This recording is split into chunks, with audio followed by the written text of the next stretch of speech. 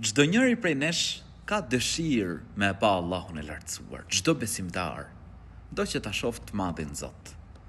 Vlla dhe motër, një ndër shkaqet që ta mundëson Allahu i lartësuar ditën e gjykimit, pra në xhenet, të shohësh krijuesin e gjithësisë, Allahun e lartësuar, është me i fal 2 namaze, që është namazi i sabahut dhe namazi i ikindis.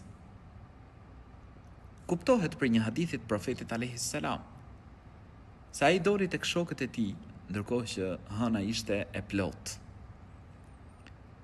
Dhe u tregon atyre, u thot se do ta shikoni Allahun e lartësuar. Por nuk do të hasni vështirësi ose nuk do të shtyhen, e ke parasysh kur mblidhen njerëzit së bashku duke parë hënën? Kur të shikojmë Allahun e lartësuar në xhenet, çdo njeri pra do të ketë mundësi ta shohë Zotin e gjithësisë. Ky është pra kuptimi i fjalëve të profetit alayhis salam. Më pas i orienton profeti alayhis salam shokët e tij tek 2 namaze.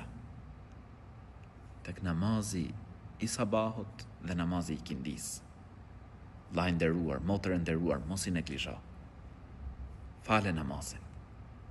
A nuk do që në ditën e gjykimit në xhenet me arrit këtë kënaqësia më e madhe me pa Allahun e lartësuar.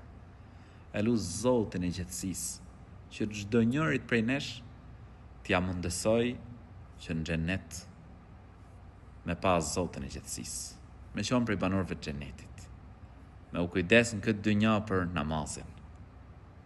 Në botën tjetër pastaj, me na mundësu Zoti i gjithësisë xhenetin, e në xhenet besimtarët do të shohin Allahun e lartësuar.